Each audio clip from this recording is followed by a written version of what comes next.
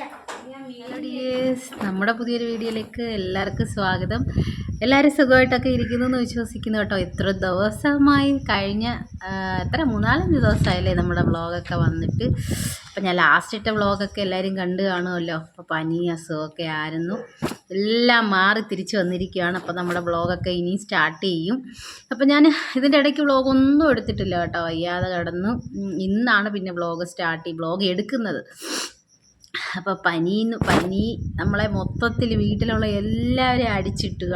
ഏറ്റവും കൂടുതൽ തീരെ വയ്യാണ്ടായത് നമ്മുടെ കേശപ്പനായിരുന്നു കേട്ടോ. കേശപ്പൻ പിന്നെ ഞായറാഴ്ചയൊക്കെ ഒന്ന് ഓക്കെ ആയി, ചെറുതായിട്ട് ഓക്കെ ആയി വന്നത്. പിന്നെ തിങ്കളാഴ്ചയൊക്കെ ആയപ്പോഴത്തേനും ഓക്കെ ആയിട്ടുണ്ട് കേട്ടോ. അപ്പം എല്ലാം മാറിയതിന് ശേഷം വീഡിയോ എടുക്കുന്നുള്ളൂ. അത്രയ്ക്ക് തീരെ വയ്യായിരുന്നു കേട്ടോ.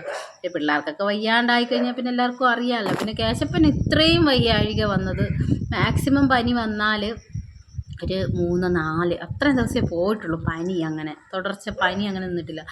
ഇത് കണ്ടിന്യൂസ് ആയിട്ട് തിങ്കളാഴ്ച മുതൽ എനിക്ക് തോന്നുന്നു ശനിയാഴ്ച വരെയും ഒരേ ലെവല് പനി എന്ന് പറഞ്ഞാൽ മരുന്ന് കൊടുക്കും. ഒരു 5-6 മണിക്കൂറൊക്കെ കുഴപ്പമില്ല. അതൊക്കെ ആദ്യത്തെ ഒരു 3-4 ദിവസം അങ്ങനെ ആയിരുന്നു കേട്ടോ.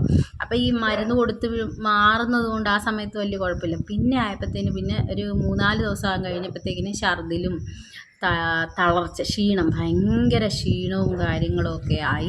പിന്നെ ലാസ്റ്റാണ് ബ്ലഡൊക്കെ ചെക്ക് ചെയ്തു. അങ്ങനെയൊക്കെ കൗണ്ടൊക്കെ കുറഞ്ഞ് എനിക്ക് ഒന്ന് 3000 ഒക്കെ എത്തി കൗണ്ട്. അങ്ങനെ ലാസ്റ്റ് പിന്നെ ഡെങ്കു ഒക്കെ ടെസ്റ്റ് ചെയ്തു, അതൊക്കെ നെഗറ്റീവായി. പിന്നെ സാധാ ആൻറ്റിബയോട്ടിക് സ്റ്റാർട്ട് ചെയ്ത് ഒരു 1 ഡോസ് ചെന്നതിന് ശേഷം ആൾ ആക്റ്റീവായി, ഓക്കെ ആയി, എണ്ണീറ്റു. അതുവരെ തീരെ വയ്യായിരുന്നു കേട്ടോ. അതിൻ്റെ ഇടയ്ക്ക് എനിക്ക് കൂടി പനി വന്നപ്പോഴത്തേക്കിന് പെട്ടുപോയായിരുന്നു. അങ്ങനെ ഇപ്പം എല്ലാം കഴിഞ്ഞു കേട്ടോ. പനിയുടെ ആ ഒരു സീസൺ എല്ലാം കഴിഞ്ഞു. അങ്ങനെ എല്ലാം ഓക്കെ ആയിട്ട് നമ്മുടെ വ്ളോഗും സ്റ്റാർട്ട് ചെയ്തിരിക്കുകയാണ്. അപ്പോൾ ഇപ്പോൾ സമയം 10:30 ആയപ്പോഴാണ് ഞാൻ വ്ളോഗ് എടുക്കുന്നത് കേട്ടോ. ഈ അസുഖമൊക്കെ തുടങ്ങിയതിന് ശേഷം രാവിലത്തെ എണ്ണീപ്പൊക്കെ ലേറ്റായിട്ടൊക്കെ തന്നെ എണ്ണീക്കുള്ളൂ. രാവിലെ എണ്ണീറ്റ് വന്നിട്ട് സ്കൂളിലും പോകണ്ട, പിന്നെ അവനങ്ങനെ ഉറക്കമായിരിക്കും. അപ്പോൾ അവൻ്റെ കൂടെ തന്നെ ഞാനും കിടക്കുമായിരിക്കും. അപ്പോൾ ഇനി വേണം കാപ്പിയൊക്കെ ഉണ്ടാക്കാൻ. ദിവസേട്ടൻ പോയി നേരത്തെ. അപ്പോൾ ഇനി ഞങ്ങൾക്ക് മാത്രം മതി, എനിക്കും കേശപ്പനും ഒക്കെ ഉണ്ടാക്കിയാൽ മതി. കേശപ്പന് പിന്നെ നെയ്ദോശ എന്ന് പറഞ്ഞിട്ടിരിക്കുന്നതുകൊണ്ട് ഇനി അതുണ്ടാക്കാൻ പോവുക. അപ്പം ഇതിൻ്റെ ഇടയ്ക്ക് നമ്മൾ വീട് ക്ലീനിങ്ങും ഒക്കെ ചെയ്തായിരുന്നു കേട്ടോ. അപ്പം ഒന്ന് ആക്റ്റീവായി എണ്ണീറ്റ് പനിയൊക്കെ ഫുള്ള് മാറിയതിനൊക്കെ ശേഷം പിന്നെ അതൊന്നും ഞാൻ വ്ളോഗ് ഞാൻ പറഞ്ഞല്ലോ എടുത്തിട്ടില്ല വീഡിയോ. അതെടുക്കാനാണെങ്കിൽ ഒരുപാടുണ്ടായിരുന്നു. അത്രയ്ക്ക് ക്ലീനിങ് ഉണ്ടായിരുന്നു ഈ വീട്ടിനകത്ത്. ക്ലീനിങ്ങും തുണിയലക്കും ഒക്കെ ഒരുപാടുണ്ടായിരുന്നു. വേണമെങ്കിൽ അതൊക്കെ എടുക്കാതെ ഞാൻ അതൊക്കെ വിട്ട്, അത്രയ്ക്കുള്ള മൂഡില്ലായിരുന്നു വീഡിയോ എടുക്കാനുള്ള. അപ്പോൾ നമ്മുടെ പുതിയൊരു വീഡിയോയിലേക്ക് എല്ലാവർക്കും സ്വാഗതം. എല്ലാവരും സുഖമായിട്ടൊക്കെ ഇരിക്കുവാണെന്ന് വിശ്വസിക്കുന്നു കേട്ടോ. അപ്പോൾ പോവാം. പിന്നെ ഞാൻ നേരെ അടുക്കളയിലോട്ട് കയറിയിട്ടുണ്ട് കേട്ടോ. ഇപ്പം ഞാൻ പറഞ്ഞല്ലോ 10:30 ആയിട്ടുണ്ട്. കഴിഞ്ഞ ഈ ഒരാഴ്ച ഫുള്ളും ഇങ്ങനെയൊക്കെ തന്നെ ആയിരുന്നു. ഇപ്പം 2-3 ദിവസമായിട്ട് ഫുഡ് ഉണ്ടാക്കലൊക്കെ ഉണ്ട്. നേരത്തെ അതുപോലും ഇല്ലായിരുന്നു കാര്യം. എണീക്കാൻ പറ്റണില്ല. അപ്പോൾ പിന്നെ അതും നടക്കുന്നില്ല. വല്ലതും ഉണ്ടാക്കിയെന്ന് പറയാം, കഴിച്ചെന്ന് പറയാം. ആ ഒരു അവസ്ഥയായിരുന്നു കേട്ടോ. പിന്നെ കേശപ്പന് നെയ്ദോശയാണല്ലോ. ഞാൻ ഇപ്പം ചോദിക്കും, കുട്ടി ദോശ വേണോ നെയ്ദോശ തന്നെ വേണോ?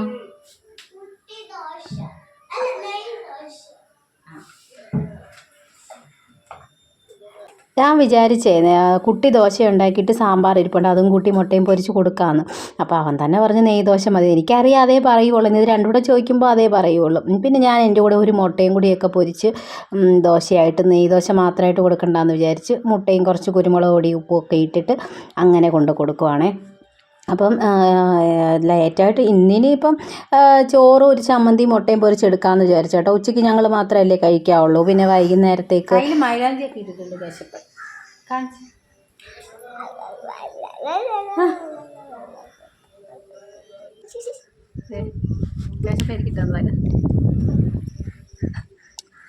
വൈകുന്നേരത്ത് ചിലപ്പോൾ ചോറൊന്നും കഴിച്ചില്ലെങ്കിലേ നമ്മൾ ഉച്ചയ്ക്ക് വെക്കുന്നത് പിന്നെ എടുത്ത് ഫ്രിഡ്ജിൽ വെക്കും. അതുകൊണ്ട് ഉച്ചക്കത്തേക്ക് മാത്രമേ എനിക്കും കശപ്പനും ചോറും ചമ്മന്തി അരച്ച് മുട്ടയും പൊരിക്കാമെന്ന് വിചാരിച്ചു. അങ്ങനെ ദോശയൊക്കെ ഉണ്ടാക്കി കൊടുത്തിട്ട് പിന്നെ കുറച്ച് പാത്രങ്ങളൊക്കെ കിടപ്പുണ്ടായിരുന്നേ, അതിനെയൊക്കെ അങ്ങ് കഴുകിയൊക്കെ വെക്കാമെന്ന് വിചാരിച്ചു. പിന്നെ കുറച്ച് ദിവസമൊക്കെ ജോലിയൊക്കെ ചെയ്യാതിരുന്നിട്ട് നമ്മൾ ചെയ്യാൻ തുടങ്ങുമ്പോഴത്തേനും നമുക്ക് നല്ല മടിയാണ് കേട്ടോ. പിന്നെ ആ ഒരു ഇതിലോട്ട് എത്താൻ വേണ്ടിയിട്ട് കുറച്ച് ദിവസം എടുക്കും. എനിക്കങ്ങനെ ഉണ്ടായിരുന്നു കേട്ടോ. എനിക്ക് വയ്യാഴിക വന്നോണ്ടാണ്, അല്ലെങ്കിൽ പ്രശ്നമില്ല. കേശപ്പന് മാത്രമേ പനിയുള്ളെങ്കിൽ കുഴപ്പമില്ല. ഇതിപ്പോൾ ആ സമയത്ത് എനിക്കും കൂടി പനിയായപ്പോഴത്തേക്കിനും സത്യം പറഞ്ഞാൽ ഈ ഒരു പനിയിൽ എനിക്ക് പെട്ടെന്ന് മാറി. സാധാരണ അവനേക്കാളും കൂടുതൽ ഒരു അസുഖം വന്നാൽ കിടക്കുന്നത് ഞാനാണ് കേട്ടോ. എണ്ണിക്കുകയില്ല, ഒരു ആഹാരവും കഴിക്കത്തില്ല, വെള്ളവും കുടിക്കത്തില്ല, ആ ഒരു അവസ്ഥയിൽ കിടക്കുന്നത് ഞാനാണ്. പക്ഷേ ഇപ്രാവശ്യം അവൻ ഒരുപാട് ദിവസം പനി ഇങ്ങനെ നിൽക്കുകയും വയ്യാഴിക വരും എന്നുള്ളതുകൊണ്ടാണെന്ന് അറിയത്തില്ല, ഒരു 3 ദിവസം കൊണ്ട് ഞാൻ എണ്ണീറ്റ് കേട്ടോ. എനിക്ക് മാക്സിമം ഞാൻ ഒരാഴ്ച കിടക്കുന്ന ആളാണ്. 3 ദിവസം കൊണ്ട് ഞാൻ അങ്ങ് എണ്ണീറ്റ് ഫുഡൊക്കെ കഴിക്കുന്നുണ്ട്. ഒരു വക കഴിക്കാത്ത ആളാണ് ഞാൻ. പക്ഷേ ഫുഡൊക്കെ കഴിച്ചപ്പോഴത്തേക്കിനും ഞാനങ്ങ് ആക്റ്റീവായി എണ്ണീറ്റിട്ട് പക്ഷേ അതിൻ്റെ കൂടെ കേശപ്പം കിടന്നുപോയി. വല്ലാത്തൊരവസ്ഥയായിരുന്നു ആ ഒരു ആഴ്ചയെന്ന് പറഞ്ഞാൽ. ഞങ്ങൾ ചിലപ്പോൾ അഡ്മിറ്റായി കിടക്കേണ്ടി വരുമെന്ന് വരെ പ്രതീക്ഷിച്ചു കേട്ടോ. അങ്ങനത്തെ ദിവസങ്ങളായിരുന്നു ഞങ്ങളുടെ കടന്നു പോയിരുന്നതെന്ന് വേണമെങ്കിൽ പറയാം. കേശപ്പനെ ഇങ്ങനെ തളർന്ന ഒരു സിറ്റുവേഷനിൽ ഞങ്ങൾ കണ്ടിട്ടേ ഇല്ല. അത്ര ക്ഷീണമായിട്ട് കിടപ്പൊക്കെ ആയിരുന്നു. പിന്നെ ഇടയ്ക്ക് നല്ല മഴയൊക്കെ ആയിരുന്നല്ലോ 2-3 ദിവസം മുമ്പ്. ആ മഴ സമയത്തൊക്കെയാണ് ഞാൻ സത്യം പറഞ്ഞാൽ ഞങ്ങൾക്കുണ്ടായിരുന്ന ഈ പനി സമയത്തുള്ള തുണികളും ഒക്കെ കഴുകി വീടൊക്കെ വൃത്തിയാക്കി വെളിയിലൊക്കെ തൂത്തുവാരിയൊക്കെ ഇറക്കിയത് കേട്ടോ. അതെ, അപ്പുറത്തെ അമ്മച്ചിയെടുത്ത് വർത്താനം പറയുന്നു. കേശപ്പം വെളി വന്നിന്ന് എന്തൊക്കെയോ കളിയും ചിരിയൊക്കെ ഉണ്ട്. എൻ്റെ ബക്കറ്റിൽ മണ്ണോ വെള്ളമോ ഒക്കെ എടുത്തുകൊണ്ടിരിക്കുകയാണ് കേട്ടോ. ഞാൻ കാണുന്നില്ല. ആ സമയത്ത് എന്തൊക്കെയോ ഒപ്പിച്ച് വെക്കുന്നുണ്ട്. ഇനിയിപ്പോൾ കുക്കറിൽ ഞാൻ ചോറ് വെച്ചിട്ടുണ്ട് കേട്ടോ. അതൊരു 2 വിസിലടിക്കുമ്പോഴത്തേക്കിന് ചോറും ആകും. ആ സമയം കൊണ്ട് ഇവിടെ എല്ലാം അങ്ങ് തൂക്കാമെന്ന് വിചാരിച്ച് എല്ലായിടവും ഒക്കെ തൂത്തൊക്കെ ഇറക്കി.